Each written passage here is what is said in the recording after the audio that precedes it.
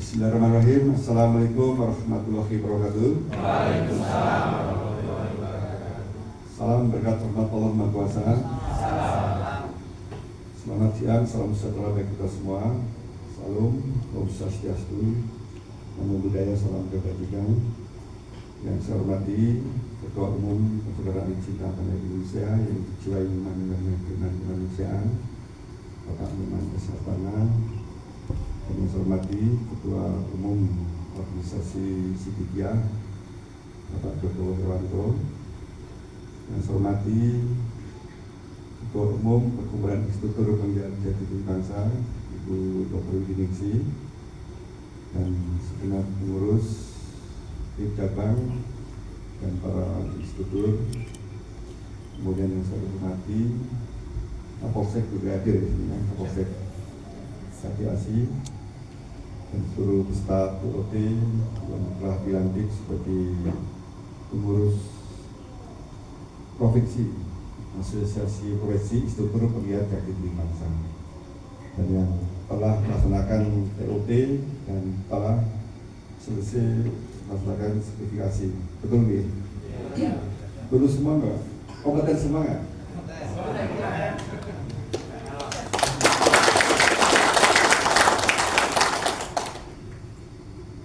Kita mensyukuri atas nikmat sehat yang diberikan Allah kepada kita, dan alhamdulillah sebagai rahmat Allah Maha Kuasa, siang ini saat ini kita bisa bertatap muka dan saya secara langsung bisa silaturahmi.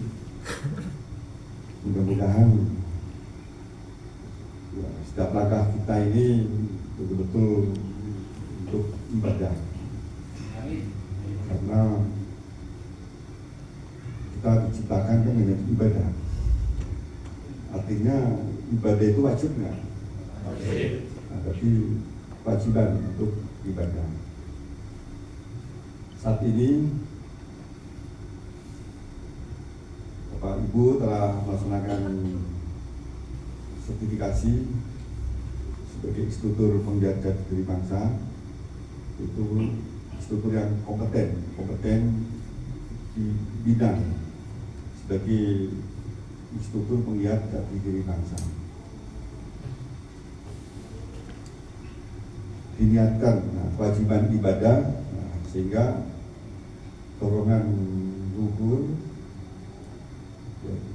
itu dari dalam jiwa kita. Pentingnya jati diri bangsa untuk kembali kepada setiap orang Indonesia, seluruh bangsa Indonesia, tentunya untuk menyelamatkan manusia yang hidup di era sekarang ini. Yang hidup di era sekarang ini di era yang sangat modern, bahwa sekarang kita sudah di era revolusi industri 4.0, kemudian dengan handphone, gadget, kemudian dengan infrastruktur digital, semuanya serba enak. Kemudian didukung lagi yaitu globalisasi, pasar bebas, karena sejak 1991 kan Uni Soviet ambruk. Nah, kemudian berikutnya kapitalisme menjadi juara, dengan pasar bebas, sehingga kita bisa melihat banyak industri, masing-masing industri bagaimana mempunyai strategi marketing supaya laku, betul nggak? Sehingga banyak iklan, betul nggak? Nah, dampak itu semua, kemudian kita ya mesti akan terbawa gitu dari pikiran kita, kemudian masuk dalam menjadi satu keyakinan yang intinya bagaimana setiap nafas kita ingin mewujudkan apa yang menjadi angan-angan kita. Kalau angan-angannya bersumber dari materialisme, nah karena banyak keinginan, kemudian ditambah lagi kenyataannya ternyata Jadi kenyataannya gajinya kurang misalnya. Sehingga antara harapan dan kenyataan kesenjangannya tinggi. Itulah bisa timbul depresi, sakit mental gitu kan. Kemudian berikutnya lagi menghalalkan segala macam cara untuk memenuhi apa yang menjadi harapan. Nah, sehingga bisa jadi satu perilaku menyimpang. Inilah yang menyebabkan longsornya jati diri bangsa. Jadi siapapun yang hidup di era sekarang ini, ya pasti akan longsor, kecuali yang kembali kepada mata air, yaitu keimanan dan kemanusiaan. Dua mata air ini harus menjadi keyakinan. Menjadi keyakinan itu yang dimaksud dalam ilmu psikologi, itu pola perilaku itu diawali dari basic belief, kemudian lingkaran berikutnya yaitu value diri. Lingkaran ketiga yaitu attitude, sikap perilaku. Jadi sikap perilaku itu dari yang muncul ini karena karsa dari nilai-nilai yang dianut. Nilai-nilai yang dianut bersumber dari keyakinan materi, ya nilai-nilainya ke materi, sehingga sikap perilakunya menuju ke materi. Kemudian kalau keyakinannya dari keimanan kemanusiaan, nah itu pasti baik. Nah, nilai-nilainya karsa, pasti keinginan luhur, niatnya baik. Nah, ketika niat baik, ini kuat dalam diri kita, itu pikiran akan diperintah untuk oleh diri kita, gitu. Yang jadi keyakinan kita. Disitulah pentingnya jati diri bangsa. Jadi dalam hal ini yang saya sampaikan ini ternyata juga ya memang jati diri bangsa ini adalah untuk mengembalikan kepada spiritualitas asli orang Indonesia. Kemudian berikutnya pendekatan dengan sains tadi dengan pikiran. Tadi saya sampaikan realitas sekarang ini. Nah, itu dengan pikiran. Bahwa sekarang kita di era globalisasi, nah, dari pengetahuan yang kita dapat, dari informasi kita dapat, dari yang kita lihat, pengalaman kita melihat realitas. Nah, bahwa kehidupan sekarang ini penuh dengan godaan. Nah, itu karena sejarah 91 sosialis ambruk. Nah, ini kan menggunakan pikiran. Jadi, namun yang ingin kita sasar, ingin kita kembalikan adalah menguatkan spiritualitas. Jadi penggiat jati diri bangsa spesifik yaitu untuk mengembalikan jati diri bangsa Indonesia, kemudian menambahkan keinginan kemanusiaan, selanjutnya menjadi melalui perkumpulan struktur penggiat jati diri bangsa ini merupakan salah satu jembatan emas pendidikan, sehingga yang ingin kita wujudkan generasi sekarang ini adalah intelektualnya hebat, spiritualitasnya pun hebat. Jadi di sini penuh, sini pun penuh gitu. Sekarang itu lebih kuat di pikiran sekarang ini. Nah, sebagaimana yang saya sampaikan ketika saya memberikan materi melalui Zoom ya.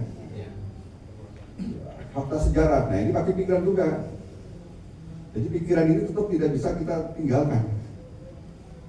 Namun pikiran ini ya memang Tuhan berikan kepada kita supaya kita ini bisa ya mengelola alam semesta ini untuk kepentingan manusia. Nah, pikiran ini jadi dunia sains ya, budaya ilmiah, kemudian melahirkan teknologi itu adalah buah dari pikiran. Kemudian ya realitas ya. bahwa yang saya sampaikan ketika VOC didirikan 1620-an ya. 1602 Pak. 1602. 1602. Kita lihat suatu kondisi pada saat itu. Nah ini kan juga pakai pikir otak kan, pakai ini. Terus pakai otak juga, kan pakai intelektual. Oh kondisi waktu itu Belanda, sedang perang dengan Spanyol. Kemudian berikutnya untuk memenangkan peperangan dibutuhkan logistik. Kemudian ada yang mengusulkan supaya membuat suatu perdagangan internasional, kemudian diberi nama VOC. Kemudian VOC ini diberi kewenangan itu seperti negara dalam negara, memiliki tentara, kemudian bisa mencetak mata uang, kemudian bisa menentukan perang, memonopoli perdagangan. Kemudian yang dituju mana? Itu Nusantara, tempatnya makmur, masih bentuk kerajaan, kemudian orangnya lugu-lugu, gampang baik-baik, kemudian gampang ditipu. Itu. Nah, kondisi Nusantara waktu itu 1602 itu spiritualnya penuh, hebat. Tapi budaya ilmiah bernalar ininya masih belum. Nah, sehingga kalau kita praktekkan sekarang, kita di sini hebat spiritualnya, tapi banyak VOC kayak gitu. Kira-kira kita kembali timbul nggak itu? Dan sekarang bagaimana berpolitik itu untuk menggunakan manusia sebagai alat. Seperti VOC ini kan Belanda kan menggunakan manusia sebagai alat, benar nggak? Itu VOC merupakan organisasi yang jahat dan permusuhan. Nah, Indonesia itu dari dulu organisasi di jalan takwa, itu. Dari dulu kan sampai lahirnya NKRI kan di jalan takwa. Mana yang buruk dari NKRI? Artinya organisasi kita, negara kita itu betul di jalan takwa. Nah, kemudian VOC tadi kan bukan di jalan takwa itu, jahat dan permusuhan. Jadi sungai ternyata itu. Belanda juga, ya namanya, nah ini juga wujud ya. Belanda itu bagaimana bisa mempertahankan negerinya supaya selamat, kemudian rakyatnya supaya selamat juga. Sehingga paham nasionalisnya ini, nah itu ya masih nasionalis, paham nasionalis yang ini yang sempit. Dan nasionalis hebat kan, nasionalis kita contoh bagaimana untuk mempertahankan negaranya, menyelamatkan negeri dan warga negaranya dalam perang melawan Spanyol. Kemudian berikutnya mendirikan VOC itu tadi. Ini kan suatu, kalau kita ambil dari api semangat nasionalisme, hebat nggak Belanda? Itu yang nggak boleh kita contoh adalah caranya, bukan jahat dan permusuhan. Kita bicara fakta sejarah dulu nih, contoh ya, fakta yang saya sampaikan. Ini kan pakai ini pemikiran. Nah, nasionalis kita sekarang bagaimana? Nah, sebelum saya menjelaskan yang tadi, nasionalis kita bagaimana? Nasionalisme kita itu internasional. Itu pada arena ke-1, penjajahan di atas dunia harus dihapuskan. Itu sifat. Nah, bahwa kemerdekaan itu adalah hak segala bangsa. Seluruh manusia dunia punya hak untuk merdeka. Namun setelah itu masing-masing punya kewajiban asasi bangsa, yaitu penjajahan di atas dunia harus dihapuskan. Alasannya karena tidak sesuai dengan peri kemanusiaan perikebunan. Nah, inilah kita, penjajahan di sini adalah sifat-sifat, sifat-sifat menjajah karena tidak sesuai dengan peri kemanusiaan perikebunan. Nah, supaya kita bisa membuat manusia dunia merdeka. kemudian negaranya berdasarkan ketuhanan yang Maha Esa. Tapi sumbernya dari keimanan, yang keimanan tentunya tuntunannya dari kitab suci agama, betul nggak? Nah berarti, ini berarti internasional. Mengapa internasional? Karena tidak, ya untuk manusia dunia yang universal, tidak paham yang sempit untuk kepentingan Indonesia, tidak paham sempit hanya untuk kepentingan Indonesia. Kalau Belanda untuk kepentingan Belanda atau kepentingan Belanda atau kepentingan dunia juga, itu bedanya itu. Jadi kita, makanya Bapak Kiai menyampaikan 10 November kemarin ya, nasional, internasional.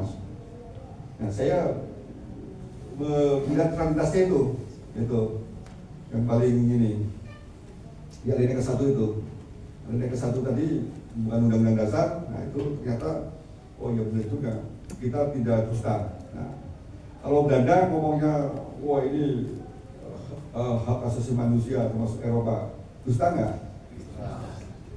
Ya, jadi untuk manusia dunia suruh HAM benar-benar tegakkan.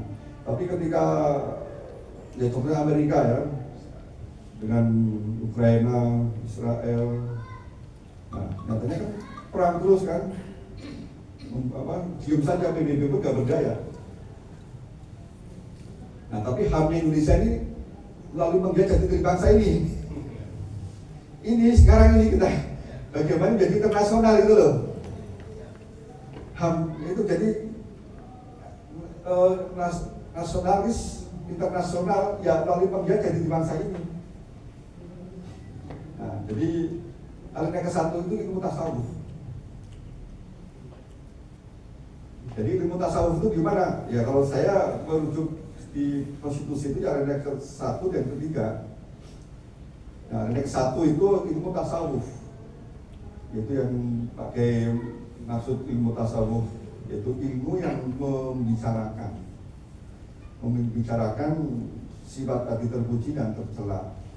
Sifat hati yang tercela dikubur sedalam-dalamnya, sifat hati yang terpuji dinaikkan setinggi-tingginya. Alinea ke-1 itu penjajahan atas dunia itu tercela nggak? Itu dikubur sedalam-dalamnya, dalam batin kita kubur. Nah itu. Kemudian berikutnya yang terpuji ya bicara takwa dinaikkan setinggi-tingginya. Syaratnya kembali dulu kepada alinea ke-3, jati diri bangsa. Syaratnya kembali dulu ke mata airnya. Kalau mata airnya ini masih belum jelas, itu nanti ketika kita mau membicarakan, nah kalau jadi ilmu yang membicarakan, mendialogkan dalam diri kita, bukan membicarakan di forum-forum gini, dah. Mendialogkan dalam batin kita, itu ilmu yang mendialogkan dalam diri kita, sifat hati yang terpuji dan tercela, yang tercela dikubur di dalam batin kita, dikubur sedalam-dalamnya, yang terpuji dinaikkan. Nah, dan ini harus mata airnya kembali dulu, yaitu mata air keimanan kemanusiaan. Kembali dulu. Kalau belum kembali keimanan kemanusiaan, itu nanti ya susah untuk mendialogkan. Itu kontrolnya pasti dalam sistem materialisme, kekuasaan, kemudian sifat hati yang terpuji tercela. Ya susah untuk ini ya. Susah. Jadi kembali dulu. Nah, jadi menjaga diri bangsa yaitu mengembalikan dalam diri kita dulu masing-masing. Makanya menjaga diri bangsa itu ya kalau saya ya ini saya bilang refleksi ya. Saya bukan mengajari, bukan refleksi dari pengalaman saya. Jati diri bangsa ini ya menjaga diri bangsa ya ketika mengajak yang lain untuk kembali dan untuk mempraktekkan ya pada hakikatnya adalah bahwa kita dulu, karena ini ilmu amalia, praktek, ilmu yang amalia, ilmu harus dipraktekkan. Subjeknya aku, objeknya aku. Nah, setelah itu refleksikan.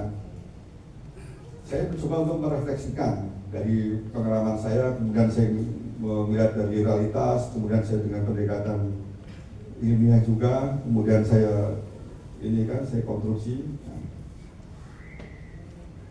jadi kembali dulu alinea ketiga pembukaan undang-undang dasar, yaitu jiwa keimanan, jiwa kemanusiaan. Sehingga tadi yang materialisme selain bersumber dari keimanan kemanusiaan itu hilang dulu. Nah, kalau hilang, baru kita pedomannya kepada kitab suci. Jadi ilmu ingin mengembalikan kitab suci sebagaimana semestinya di era perkembangan zaman saat ini. Ilmu tasawuf yang dimaksud pakai itu ilmu untuk mengembalikan kitab suci sebagaimana mestinya, untuk menyelamatkan manusia yang hidup di era perkembangan zaman saat ini. Setuju nggak?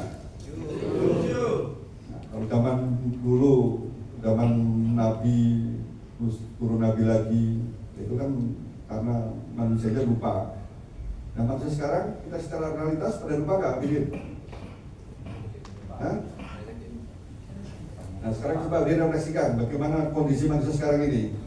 Ini anak muda ini dari IAIN S2. Baik Bapak, sampai saat ini banyak sekali mulai dari generasi yang muda, generasi yang tua, bahkan yang masih anak-anak semuanya perlu untuk dipupuk jiwa jati diri bangsanya. Paling dekat yang saya amati adalah tentu generasi milenial dan generasi Z. Yang sering saya sampaikan dalam beberapa pelatihan adalah sekarang mulai banyak dari pemuda generasi milenial dan generasi Z yang berani speak up atau berbicara di publik, di medsos bahwa mereka ingin keluar dari Indonesia karena merasa di Indonesia bakatnya tidak dihargai, di beberapa instansi tidak diterima, dalam hal tertentu dicurangi, dan merasa solusinya adalah keluar dari Indonesia. Tentu ini adalah bagian salah satu saja dari contoh jiwa jati diri bangsa yang mulai luntur. Sedikit disenggol, lemah, mental health-nya terkena, juga menjadi bagian penting untuk disorot agar jiwa jati diri bangsa generasi muda tetap semangat dan seperti bapak-bapak instruktur semuanya menyala. Semoga kedepannya bisa lebih menyala lagi. Jadi putus asa namanya tadi kan, generasi putus asa, ingin keluar dari kapal. Ya bagus juga, sekalian aja keluar daripada bisa di kapal lah. Jadi putus asa itu karena putus dari berkat rahmat Allah. Itu karena dari keimanan yang lemah. Gitu. Jadi kembali, ya, jadi kembalikan dulu jati diri bangsa, yaitu dari jiwa mata air keimanan kemanusiaan. Dua mata air ini untuk menghadapi perkembangan zaman hidup sekarang ini itu memang harus seperti rel kereta api itu. Kita kereta api jalan di atas dua rel ini mencapai tujuan kepada Allah, tujuan untuk mencintai Allah, perjuangan. Jadi dua rel ini, kalau kita era sekarang ini butuh dua rel. Kalau zaman dulu cukup satu rel keimanan, cukup, karena budayanya kurang.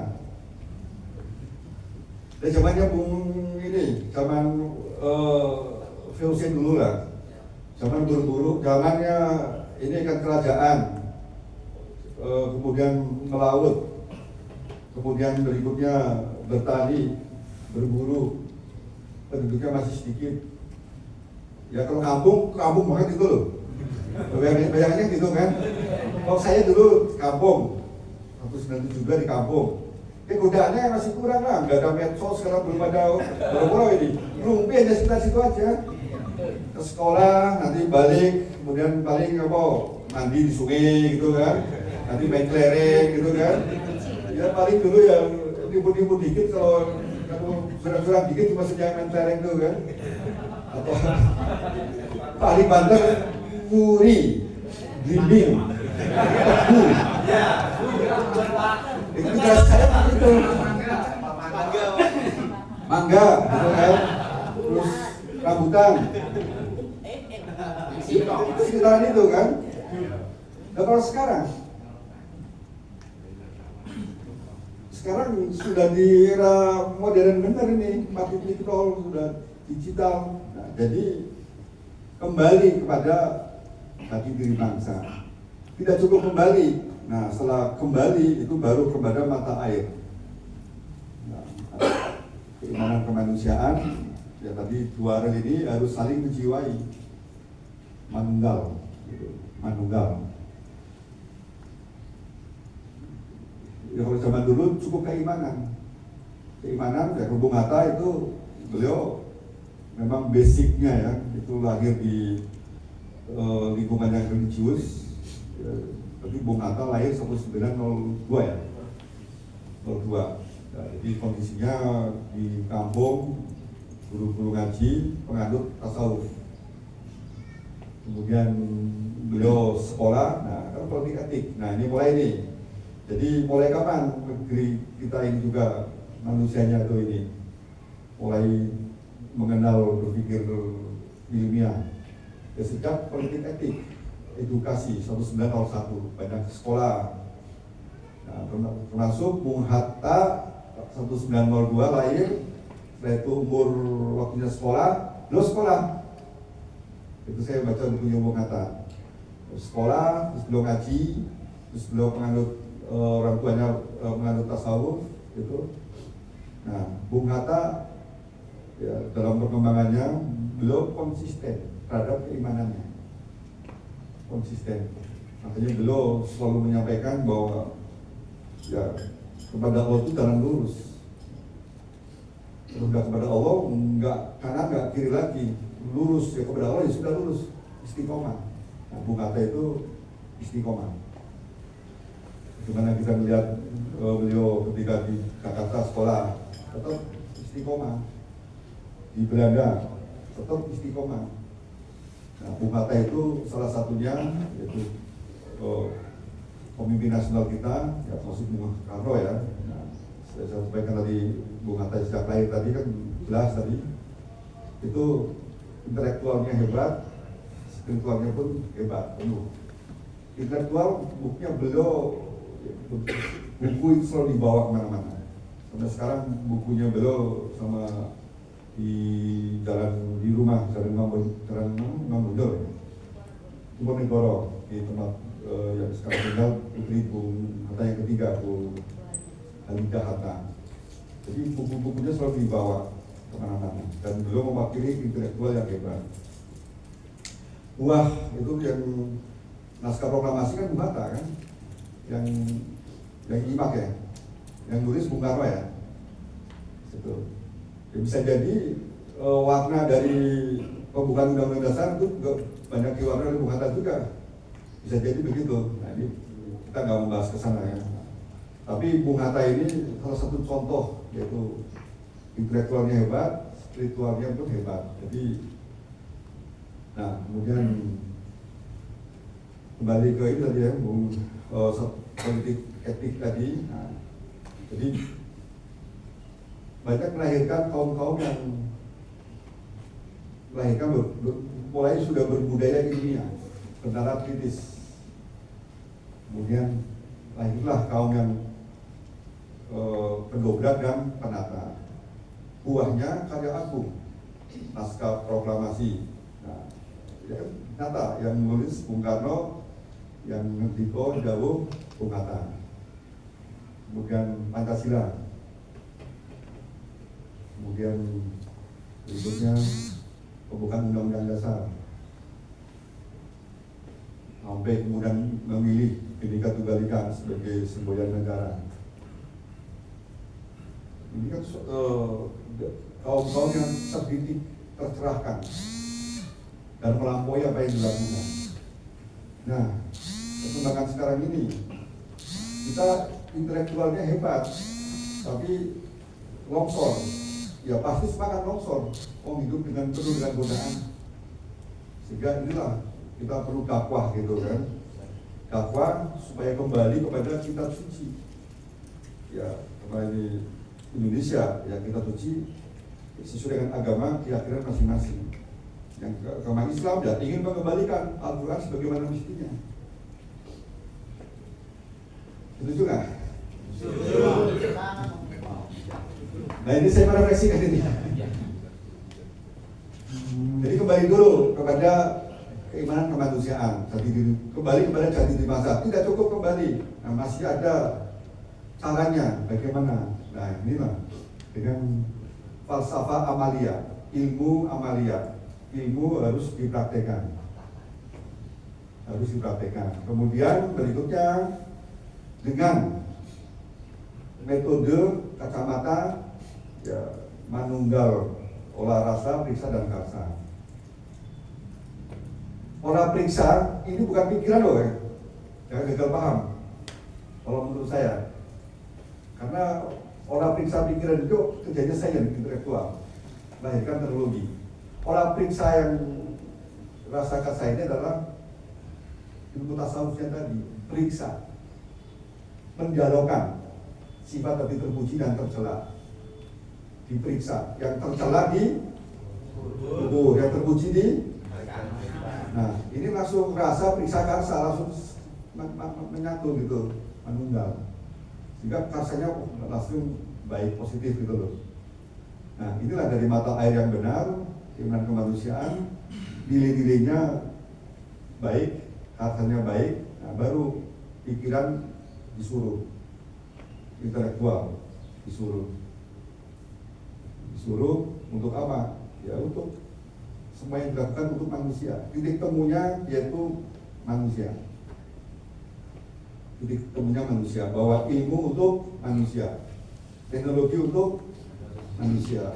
Nah, tadi wujud dari nilai-nilai tadi untuk ya manusia, hakikatnya ya kan ibadah itu.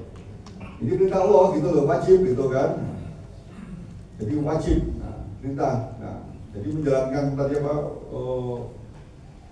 Bahwa manusia diciptakan hanya satu, untuk beribadah. Nah ini ternyata untuk beribadah ini perlu ilmu. Nah, jati diri bangsa inilah kita dengan Institutur Penggiat Jati Diri Bangsa juga ada ilmunya sebagai institutur. Oleh karena itu diberi materi tentang apa? Yaitu Institutur Pembelajaran berbasis kompetensi, pembelajaran memperdomani standar kompetensi. Ada standar kompetensi, Institutur level 3, 4, 5, dan 6. Nah, ini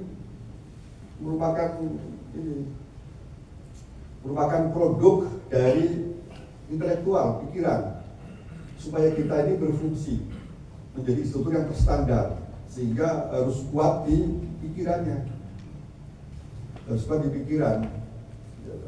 pikiran, wah jadi untuk struktur yang kompeten. Nah, sehingga kemudian berikutnya ketika menyelenggarakan pelatihan terstandar nasional, gitu.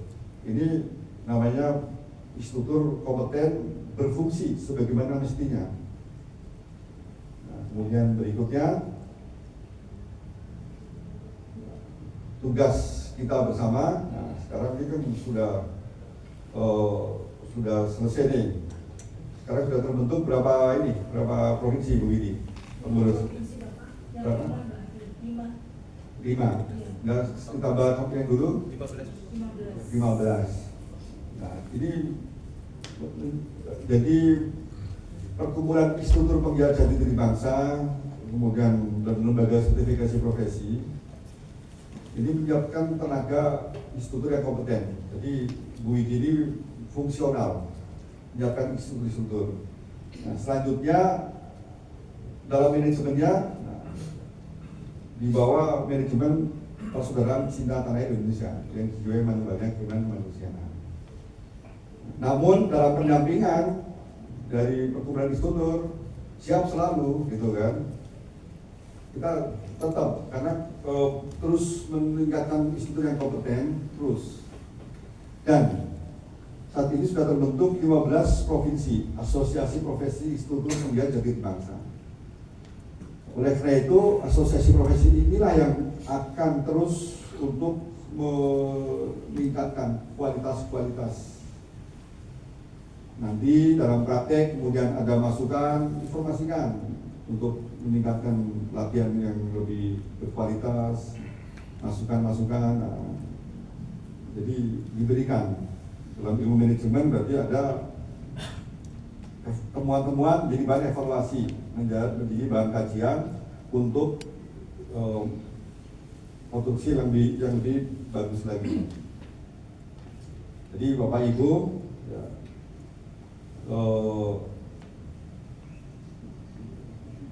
harus mempraktekkan sebagai instruktur. Jangan takut salah. Ya kalau kuncinya itu, ya kuncinya ini kalau saya, ya dimanapun asal kita tertib dan berfungsi, itu langkah kita jalan lurus saja. Ya, itu berfungsi ini kan supaya menciptakan perdamaian abadi. Itu dari alinea keempat kan ikut menertibkan dunia dengan dasar diantaranya perdamaian abadi. Ada siang, ada malam, kemudian ada matahari, bintang, bulan, planet. Itu kan setiap malam ini wujud dari damai abadi. Nah ini dari Bapak Kiai kan. Nah itu kenapa mereka kok wujud damai abadi? Karena tertib dan berfungsi. Matahari tertib, bumi tertib, bulan tertib. Nah kemudian semuanya berfungsi. Coba matahari geser dikit, nggak tertib, kira-kira gimana? Nah manusia kebanyakan geser itu loh.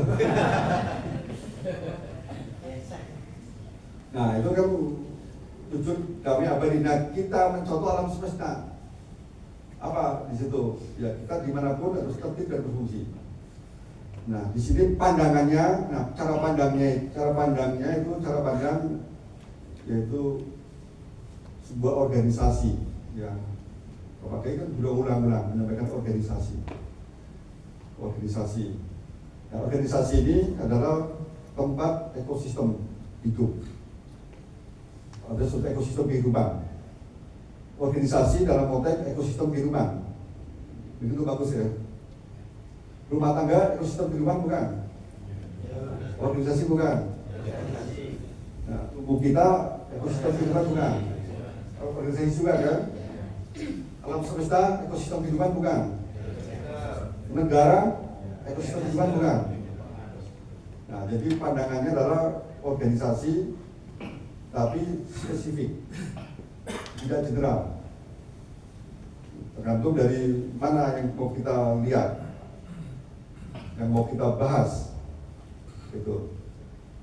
Jadi organisasi, kemudian dalam organisasi itu dengan pandangan ekosistem kehidupan. Ini merupakan cara pandang untuk merubah paradigma. Manusia sekarang ini lebih kuat yaitu dengan cara pandang yang tekstual atau dibilang paradigma positivistik. Jadi dampak dari paradigma positivistik berpikirnya itu jadi sempit, kemudian apalan, kemudian nanti mengkonstruksi konsep teori ya dari teori, wah pokoknya dari buah pikiran semua itu. Gitu. Itu kelemahannya, ya, kelemahannya itu ya ini tidak problem solving, tidak memecahkan masalah, tidak semua bisa menyelesaikan masalah. Buktinya banyak profesor lingkungan hidup, banyak profesor ilmu hukum, tapi problem hukum terjadi kan? Nah, itu karena pandangan yang positivistik. Nah, kalau pandangan yang ekologis, ekosistem, melihat suatu ekosistem kehidupan, pandangannya itu adalah bagaimana suatu ekosistem kehidupan ini, organisasi ini abadi dan lestari, keberlanjutan. Jadi pandangan kita keberlanjutan, kehidupan yang berlanjut, abadi, lestari. Bagaimana supaya tidak ada gangguan. Ini perubahan paradigma dulu penting nih. Kalau paradigmanya kita nggak berubah, masih positivistik, tekstual, terbawa arus, ya nanti kacamatanya pun kacamata yang ini, yang kacamata Buddha itu, maksudnya ya sesuai dengan harapan kita. Ilmu untuk berubah paradigma, ya, ini tingkatan ilmu S3, ilmu S3 itu. Jadi saya dapat itu di UNIP, di waktu saya kuliah doktor dulu S3, tapi dokter saya nggak lulus. Kalau lulus tak revisi, karena pandangannya pun ternyata masih terlalu kuat di pikiran kan. Jadi saya bersyukur nggak lulus, tapi ilmunya dapat. Jadi berubah paradigma itu, jadi saya sampaikan cerita ya, pengalaman saya itu UNIP, Prof. Sucipto Harjo. Jadi suatu saat beliau kuliah menyampaikan, sekarang saya enak punya asisten dosen, Witot Cabra. Nah, itu bukunya Witot Cabra.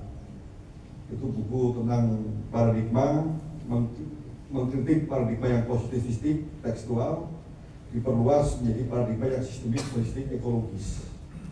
Bukunya ada turning point, Witot Cabra, dan itu yang dipakai di UNIP untuk merubah paradigma berhukum, gitu. Bahwa hukum sekarang ini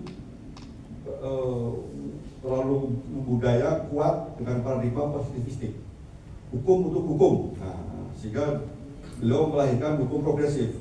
Hukum untuk manusia. Nah, hukum untuk manusia. Prof. Cip dalam suatu perkembangannya itu ketika kuliah, beliau pernah menyampaikan, saya merasakan ada Tuhan. Gitu. Betul itu. Saya merasakan ada Tuhan.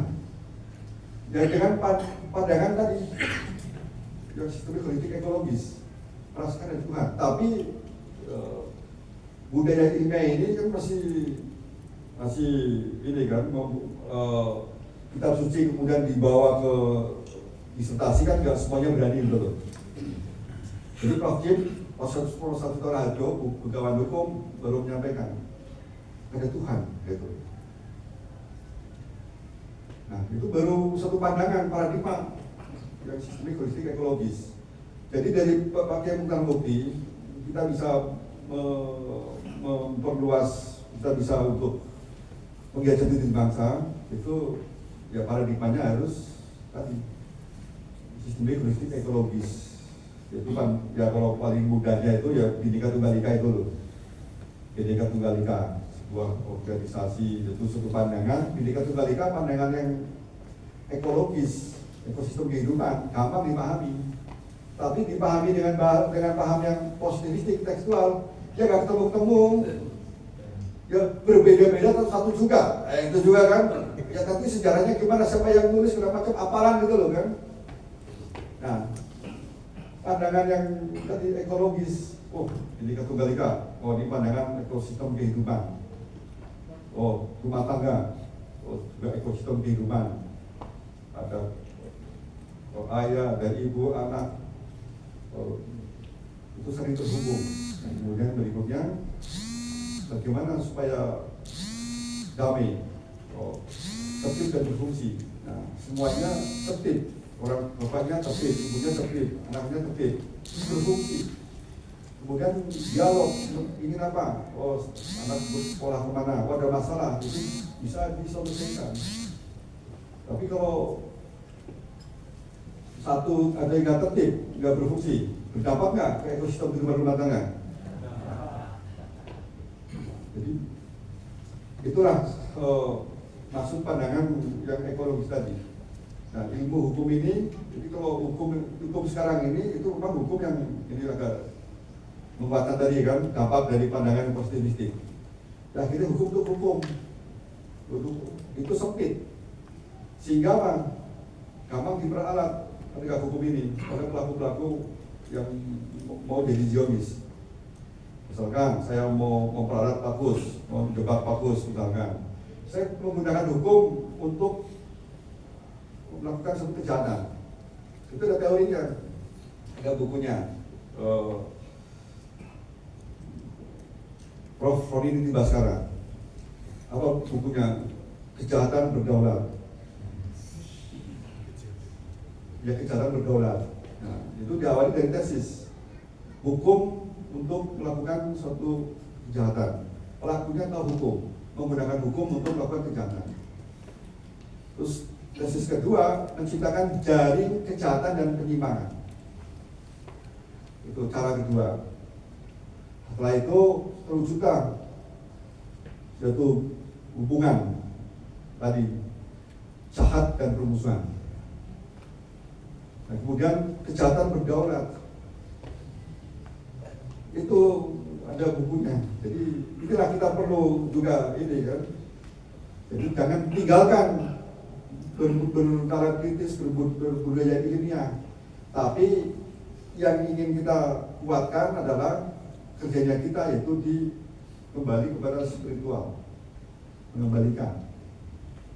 Jadi jembatan emas dunia pendidikan itu untuk supaya spiritualnya itu penuh lagi gitu loh.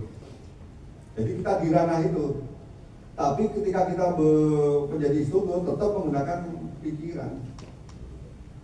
Ya tadi kan bisa menjelaskan tadi hukum untuk kejahatan. Nah sekarang kan banyak di Jakarta, apalagi Jakarta ini. Jadi ada pihak yang sebenarnya itu mafia tanah.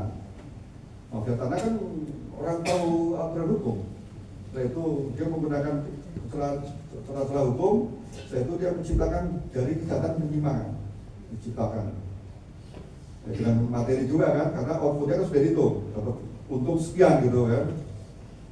Nah, makanya kemudian timbul mafia tanah.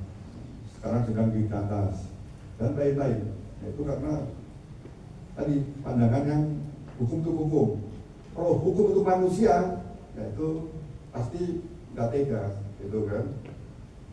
Hukum untuk manusia. Nah, akhirnya kita punya pikiran. Nah, untuk manusia, kesadaran untuk manusia inilah dengan kebangkitan spiritual. Nah, sehingga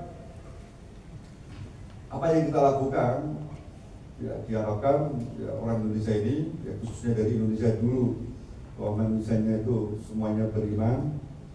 Kemudian dakwah kita melalui Institut Penjajah Diri Bangsa yaitu ingin mengembalikan, ya kita sesuai dengan keyakinan agama masing-masing. Itu. Nah, kemudian dengan cara tadi kan kembali kepada jati diri bangsa. Kemudian rina ketiga, kemudian berikutnya melalui falsafah amalia. Ini semuanya dari pakai semua loh, bukan dari saya. Kemudian berikutnya melalui metode. Nah, metode yaitu olah rasa, periksa dan karsa. Menggunakan ilmu tasawuf, ilmu yang mendialogkan, membicarakan dalam diri kita sifat hati yang terpuji dan tercela. Yang tercela dikubur sedalam-dalamnya dan terpuji dinaikkan. Nah, itu alinea ke satu itu. Yang disebut tasawuf itu. Dan saya mengenal tasawuf pertama ketika jadi Kapolres Grobogan.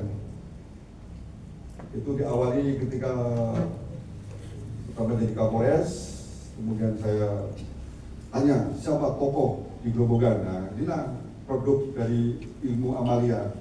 Karena saya diundip kan, saya ingin mempraktekkan. Nah, ilmu amalia.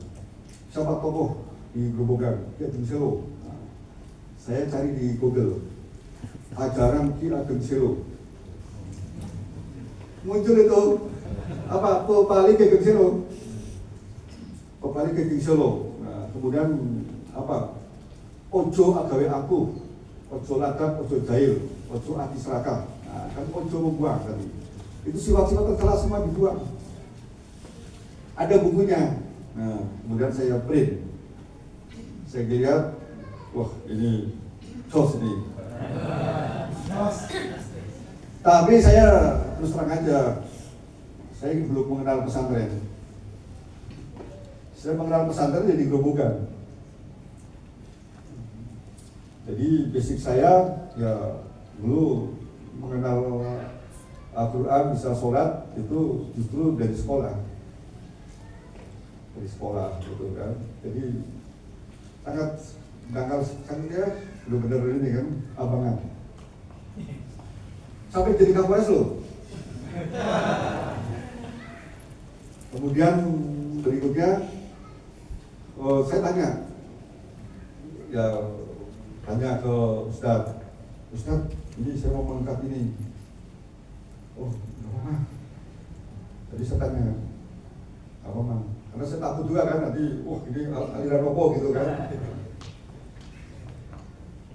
Nah, kemudian baru saya konstruksi menjadi visi, yaitu mewujudkan budaya Kaptimas Kabupaten Grobogan melalui kearifan lokal Pepale Kegeng Selo. Logika saya, kalau manusianya itu melaksanakan ajaran Kegeng Selo, membuang sifat-sifat tadi yang tertera tadi, kan Kaptimas terwujud. Logikanya gitu aja. Kemudian untuk internal Polri, nah saya buat visi. Akselerasi reformasi birokrasi Polri bidang kultural melalui kearifan lokal Pepale Kegeng Selo. Kemudian saya jadi Kapolres tahun 2012 di akhir ya, November. Kemudian awal setelah tahun baru, mungkin tanggal 3 atau tanggal 2, saya deklarasikan untuk mengamalkan ajaran Kegeng Selo di makam di Masjid Kegeng Selo Grobogan, langsung dengan ulama sepuh yang memang katanya masih keturunan dari Kegeng Selo. Terus langsung itu. Kemudian sejak itu setiap pagi, apel pagi, Polres dan Polsek itu mesti selalu apel pagi. Putih hati insun lewat Pepale Kegeng Selo. Siji, ojo agawe anggo. Nah, begitu terus saya 2 tahun jadi Kapolres di Grobogan. 2 tahun. Nah, ternyata ini ilmu tasawuf. Ternyata perkembangannya, nah baru saya mengenal Rekod Sidikia dari Pak Masrukan. Terus baru saya beat Rekod Sidikia. Nah, kemudian tahu tentang persaudaraan cinta tanah Indonesia dan kemanusiaan dengan kemanusiaan. Terus saya dapat informasi, nggak pakai lama deklarasikan. Sampai sekarang satu-satunya kabupaten yang mendeklarasikan Banyuwangi gini. Itu 2013an itu. 2013. Jadi saya dari dulu jalannya amalia, praktek aja saya. Jadi dengan bekal ilmu agama yang abangan, gitu kan. Nah, terus lingkungannya alhamdulillah di Undip kemanusiaan tadi, yang didikan kemanusiaan untuk kemanusiaan semua. Kemudian dari Kapolres, bekal intelektual dari Undip. Ya, kemudian berikutnya saya mengenal agama Islam ya melalui Pakai Hutan Bukti. Gitu. Jadi sampai dengan sekarang. Kalau dulu saya pernah membayangkan ini dengan sama, terus kita bisa tahu secara utuh, enak ya. Nah sekarang alhamdulillah kan melalui Rekod Sidikia dari Pakai Hutan Bukti, wah itu udah terhubung semua. Ya, jadi membaca Al-Quran itu insya Allah bisa langsung ini, bisa nyambung gitu kan, bisa langsung bagaimana kita mengkonstruksinya. Ya contoh surat An-Nisa ya, kemarin saya baru nikahin anak tuh kan, karena ada surat An-Nisa bahwa manusia diciptakan berpasangan. Ini kan suatu petunjuk jelas dari Allah gitu kan. Jadi konstruksinya bagi saya, oh Allah ngasih petunjuk ini berpasangan laki perempuan. Kemudian berikutnya untuk apa? Menjadi keluarga ya. Nah, kemudian di jalan takwa agar apa? Sejahtera bahagia kan itu kan. Jadi ini kan pemahaman yang utuh ini, tadi menimbulkan kesadaran gitu. Tapi kalau dipahami Al-Quran kemudian dengan apa? Saya pikir lagi gitu kan, pikir dalam artian nanti saya, oh ini laki perempuan, dan saya buat tulisan lagi satu buku mungkin atau berapa lembar gitu kan, itu malah nggak rampung. Jadi memang ya pembaca Al-Quran itu terhubung semua. Nah, ya, wujud di ini jati diri bangsa di wal asri contohnya, manusia beriman, tidak cukup beriman, harus beramal soleh supaya apa? Imannya nggak mati. Nah, jadi kita kemanusiaan ini wujudnya amal soleh, cinta tanah kita amal soleh. Ya, jadi terhubung semua gitu loh. Antara Al-Quran jelas itu sudah menjadi sumber utama. Karena saya beragama Islam, yaitu sumber utamanya melalui bimbingan Bapak Kiai. Kemudian berikutnya dengan cinta tanah air yang benar-benar jalan lurus. Nah, itu ternyata ya ini, alhamdulillah. Jadi ya dulu abangan nggak boleh bersama tah gitu kan. Jadi dapat bimbingan dari sang guru. Itu nggak salah guru tuh. Saya kalau dulu langsung dari Kapolres Klaten, kayaknya saya radikal loh. Betul, karena saya sedang proses mencari ternyata kan. Ketemunya benar. Nah, artinya sampai sekarang kan bisa jadi rumah kebangsaan. Ini kan buah dari 2013 loh, dari mengenal Korektur Sidikian, mengenal PCTA, sampai sekarang saya mengamalkan ya. Ini bisa bertemu bapak-bapak semua ini. Nah, coba saya dulu jadi Kapolres di Gerobokan Klaten langsung. Di Klaten itu intelektual yang kuat pikiran. Itu yang kita hadapi, Islam garis keras. Nah, kita dulu. Kita 20 menit ya habis. Udah ini.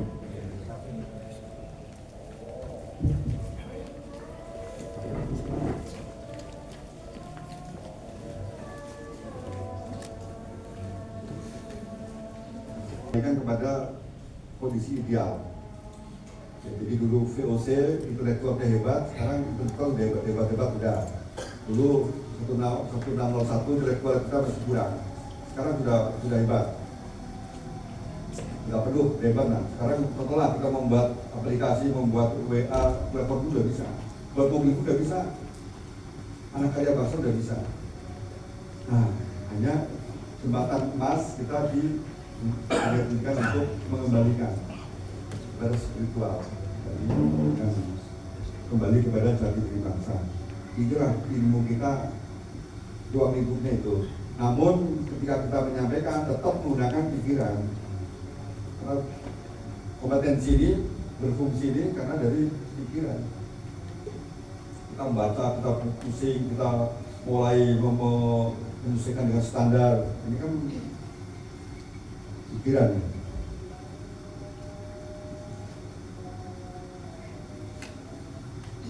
Kemudian berikutnya dari materi yang sudah ada, yang sudah diberikan, itu kodul ya. Silakan itu bisa menjadi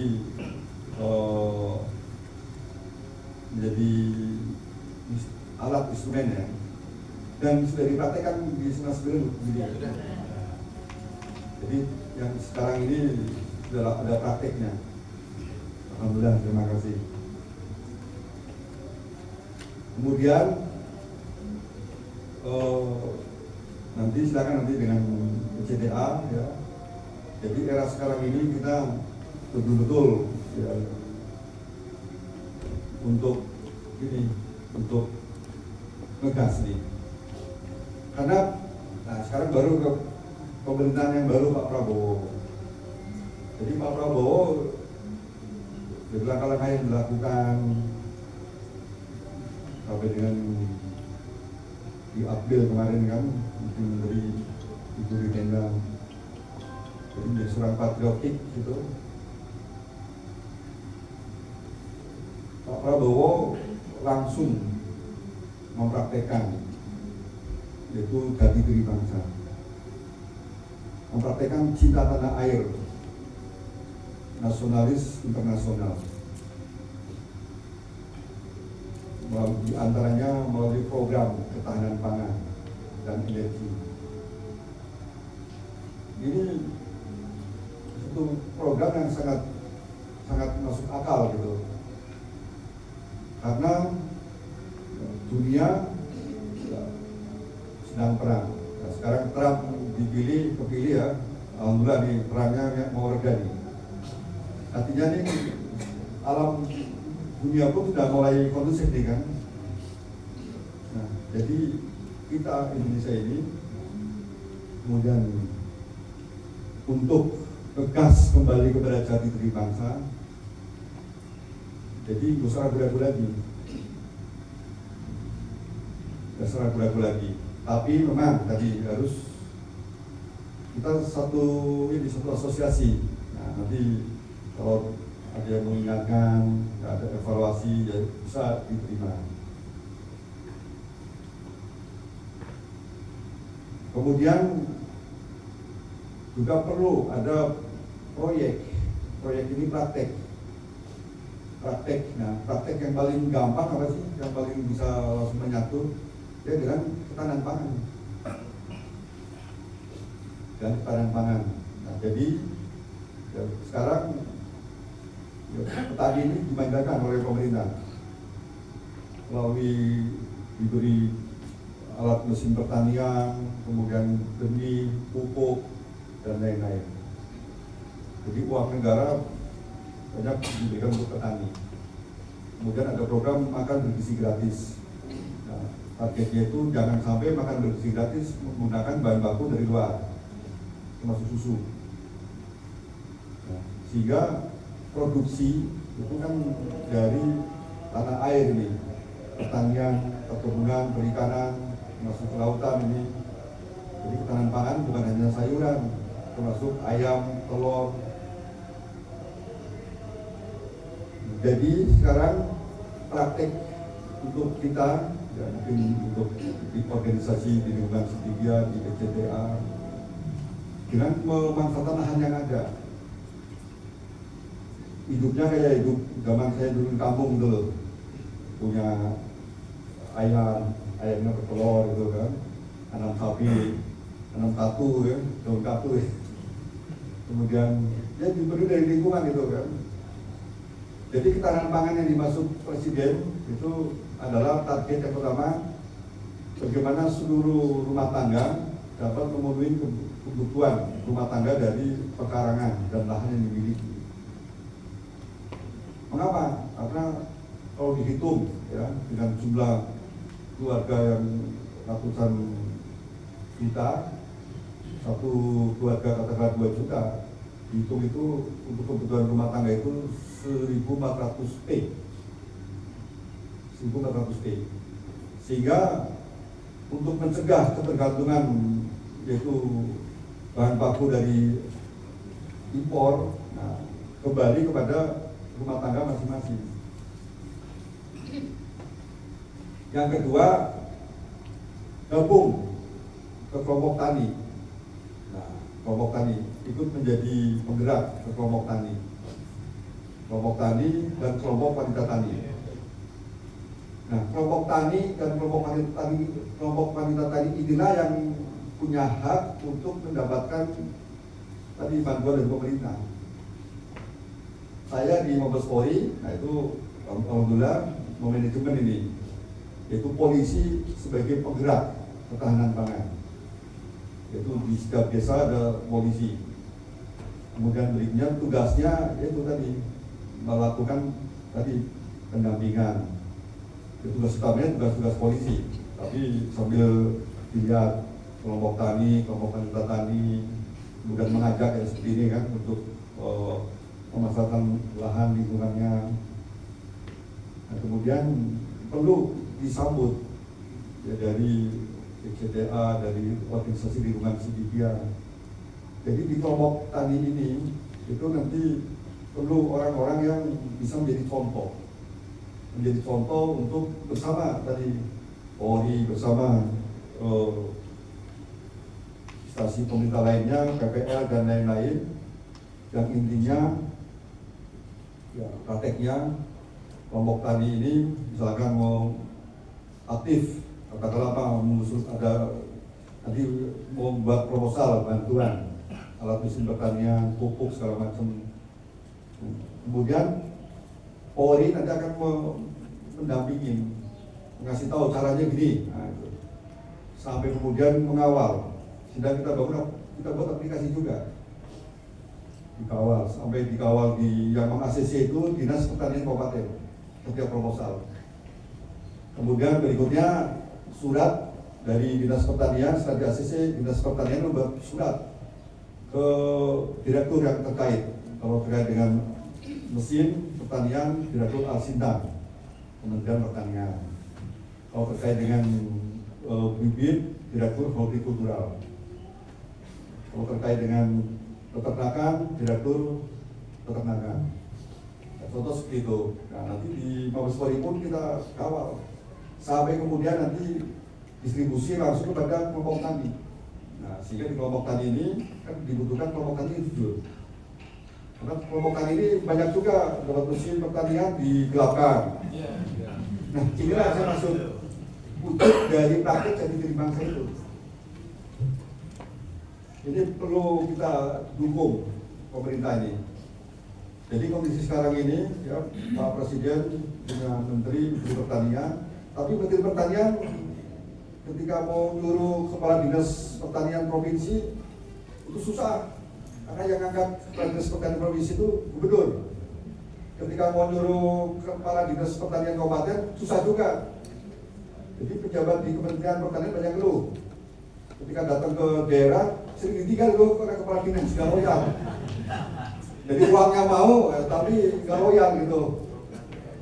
Nah, kemudian PPL pun itu banyak pegawai, itu bukan pegawai Kementerian Pertanian, pegawai dari Pemda. Nah, dampaknya kan nggak berfungsi kan, kurang berfungsi. Nah, kondisi ini makanya Polri mendukung ketahanan pangan sebagai penggerak. Nah, di antaranya Polri juga butuh bantuan dari komunitas, dari organisasi masyarakat. Ya. Kemudian berikutnya nanti seiring sejalan, nah ini kan namanya bagaimana di Indonesia ini terkait dengan program ketahanan pangan itu semuanya tertib dan berfungsi, semuanya mendukung, ya. Jadi mafia pupuk hilang, ya.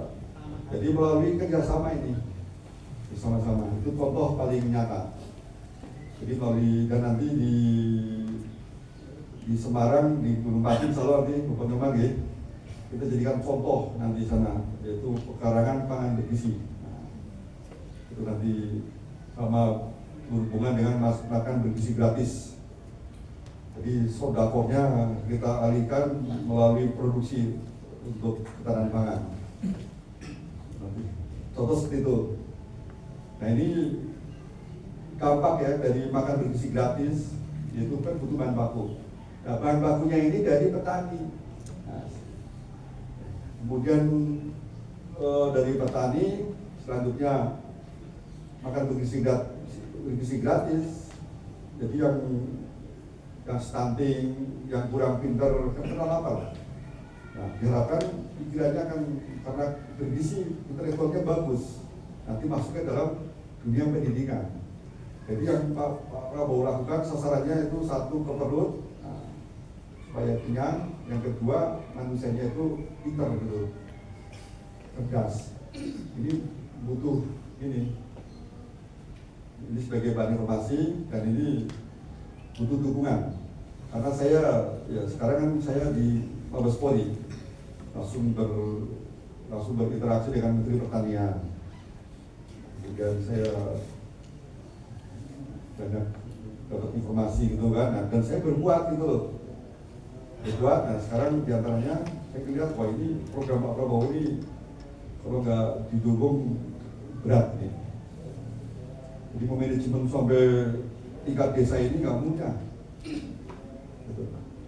Dan ketika nanti polisi punya teman, wah, apalagi polisi ada yang mewakili jadi penggerak dari komunitas, kemudian Jati Bangsa, dari PCTA, dari OSIS, kan ada tokoh-tokoh yang menggerakkan, akhirnya polisinya kan sudah aman gitu kan. Melaksanakan tugas pokok yang lain gitu kan.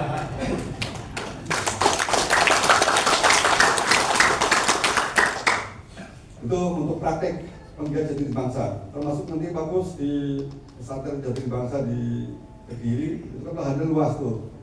Nanti kita buat bagus ketahanan pangan sana. Itu ketahanan pangan, itu jadikan contoh nanti.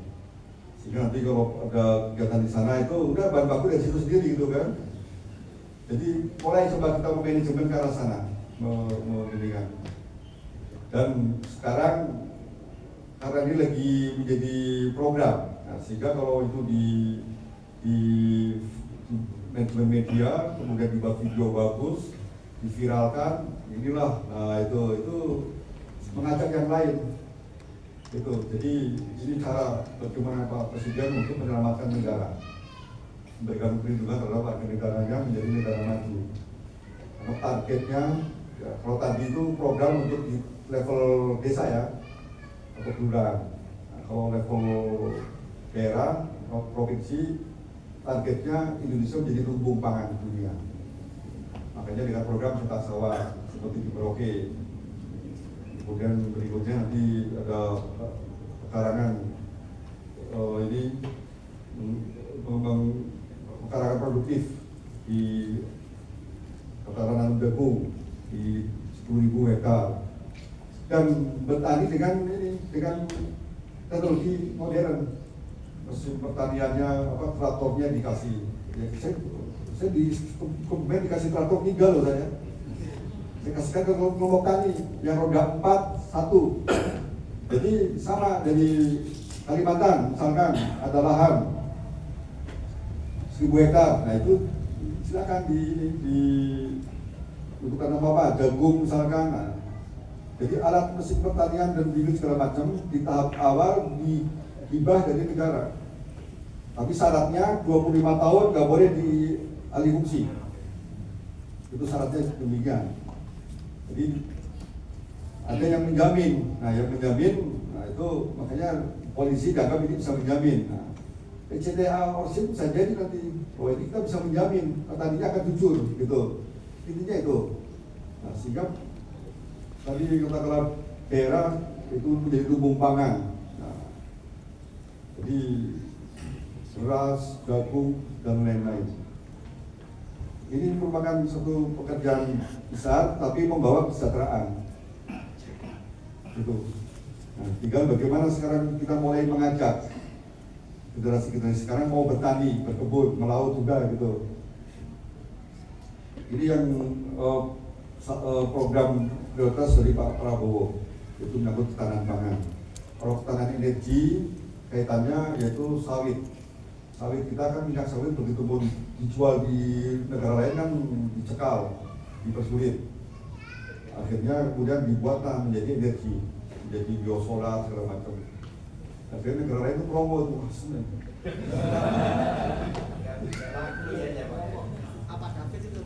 Itu jadi pemerintah, jadi Pak Prabowo langsung kepada fakta bicara.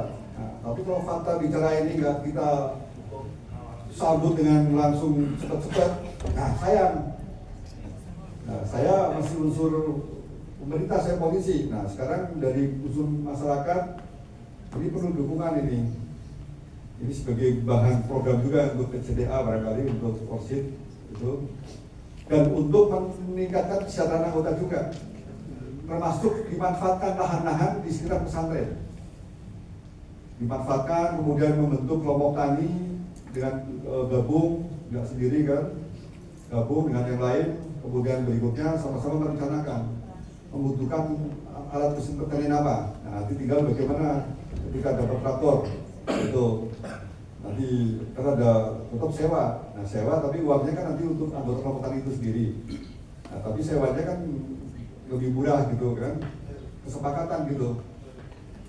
Ini contoh, dan kita apalagi bisa menjadi penggerak, menjadi contoh di pesantrennya, kemudian menjadi contoh, kemudian berikutnya ini kita manajemen di BCDA ada poskonya atau ada comment centernya, kemudian kita sampaikan bukti dukungan kita terhadap program pemerintah. Dalam hal ini saya kira kalau untuk ormas yang langsung telaten sendiri belum ada itu. Nah, coba ini salah satu informasi menjadi bahan untuk organisasi, untuk meningkatkan kesejahteraan anggota, dan juga untuk mendukung program pemerintah dan untuk mempraktekkan jati diri bangsa.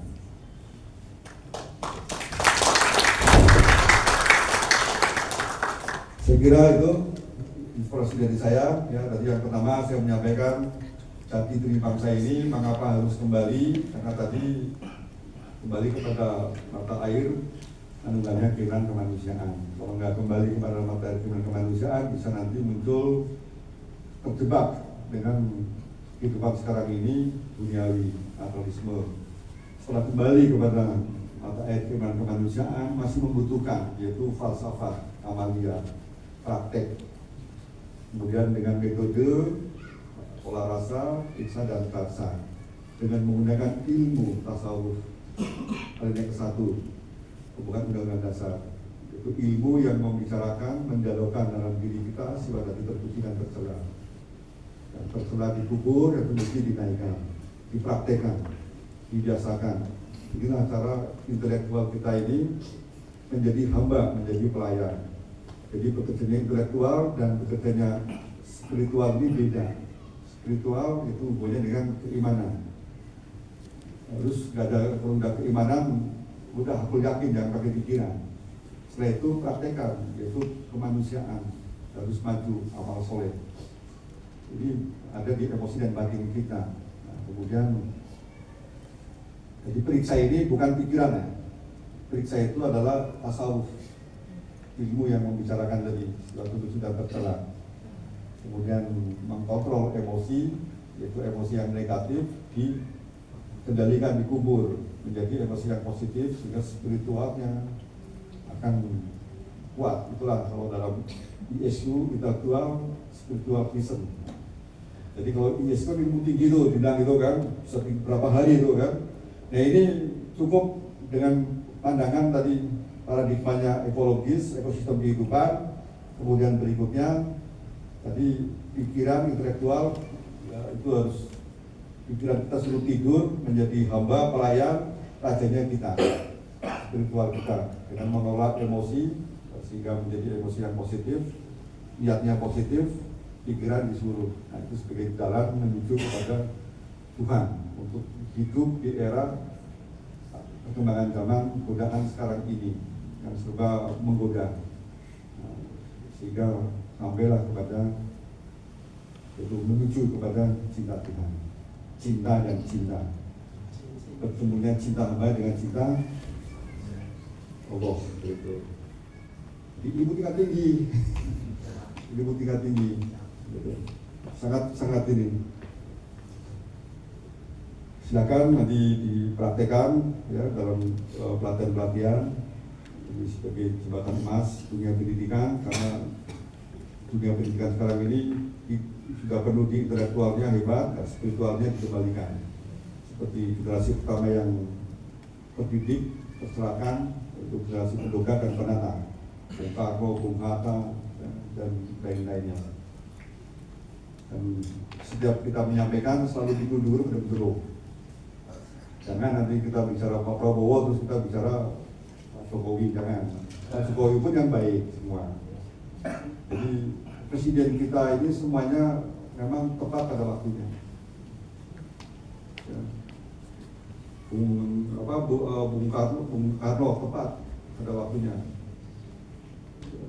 Orator menyatukan. Selanjutnya tepat pada waktunya Pak Harto pembangunan. Kemudian berikutnya terus Pak SBY dan seterusnya. SBY tepat pada waktunya karena kondisi waktu itu sedang birokrasi masih kacau. Kemudian keamanan nasional terganggu. Pak Prabowo bisa, Pak SBY membangun birokrasi yang tertib, itu melalui reformasi birokrasi nasional. Dan keamanan nasional terjaga namanya Pak SBY. Kemudian berikutnya Pak Jokowi, pemimpin langsung merakyat, terus. Nah, sekarang sudah badannya sudah bagus, infrastrukturnya sudah bagus. Jadi orang Indonesia ini kalau keluar negeri itu nggak minder lagi, karena sudah sejajar, udah kereta cepat pun sudah ada, kita bawa tanah pun ada, mallnya pun lebih bagus, kotanya lebih bagus dibanding luar negeri itu nggak minder lagi. Nah sekarang tepat waktunya Pak Prabowo. Nah, jadi sekarang waktunya, jadi jati diri bangsa ini, ayo langsung kita faktakan, kita gas, ya, bukan hanya dalam untuk kita dalam ilmu untuk melalui pendidikan, tapi langsung praktek gitu, menyatu dengan program pemerintah. Demikian beberapa kata dari saya. Mohon maaf apabila ada hal yang tidak berkenan. Saya kiri, wassalamualaikum warahmatullahi wabarakatuh. Kami ucapkan terima kasih kepada Bapak Brigjen Pol Purnomo SIK MH atas amanat yang telah disampaikan. Bapak Ibu yang kami hormati, acara akan dilanjutkan dengan laporan singkat dari Ketua Umum Bitjatbang. Kepada yang terhormat Ibu Dr. Widiningsih MPD, kami silakan.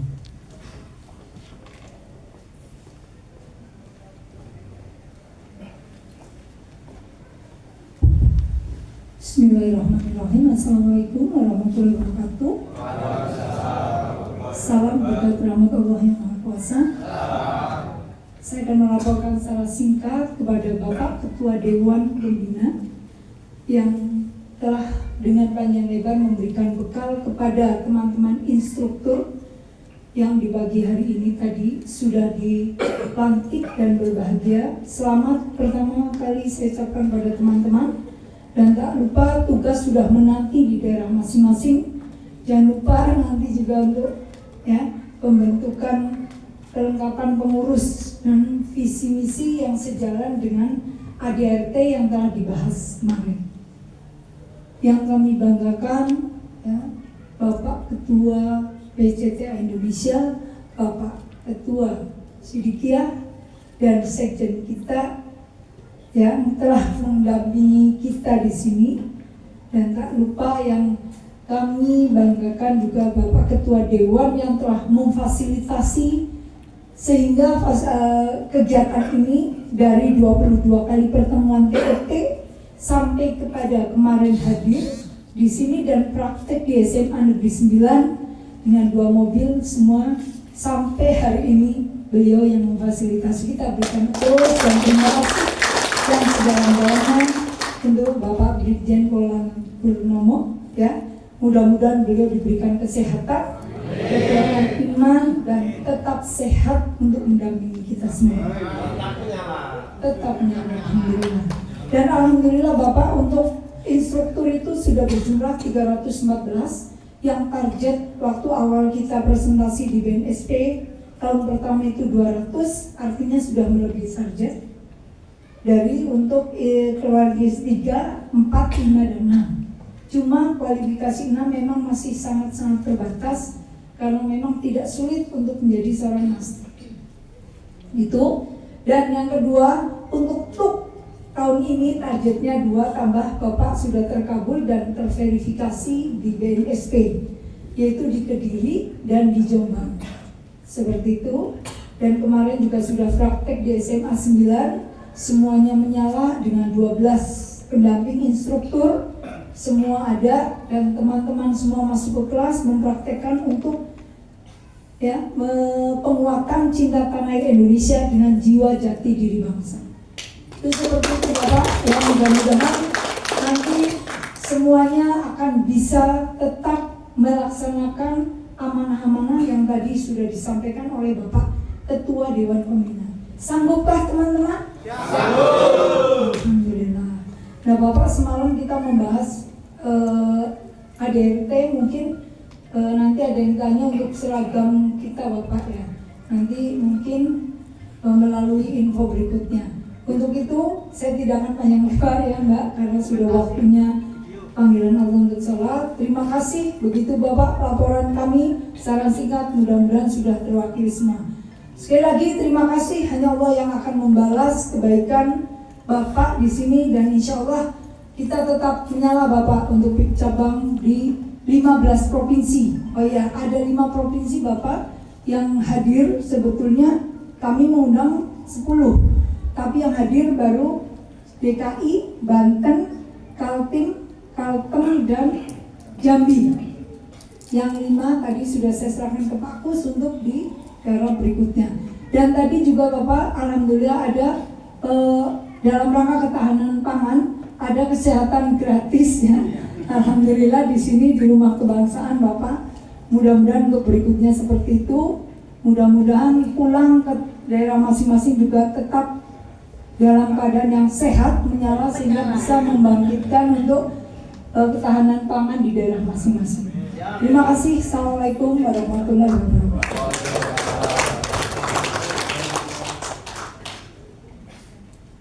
Terima kasih Ibu Ketua Umum atas laporan singkat yang telah disampaikan. Bapak Ibu yang kami hormati, sebelum kita mengakhiri acara pada siang hari ini, tadi awal kita mengawalinya dengan doa. Untuk penutup, kita juga akan mengakhirinya dengan doa, di mana doa pada kesempatan kali ini akan dipandu oleh Pak Kus Hartono. Kami silakan.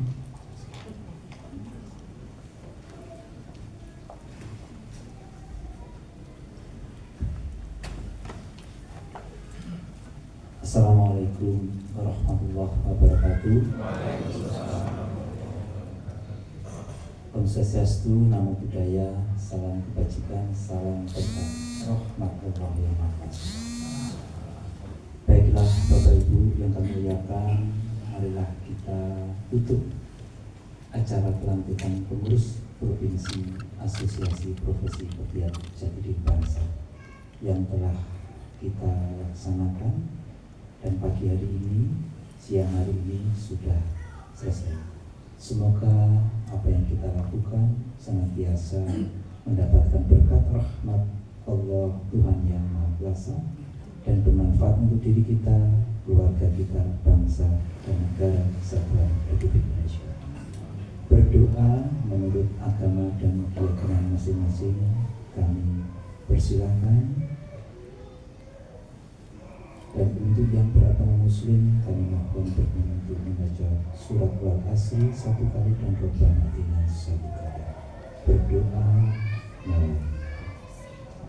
Bismillahirrahmanirrahim. Wa nasri inna insana lafi inna lillahi wa inna ilaihi raji'un. Wa tawassul wa Rabbana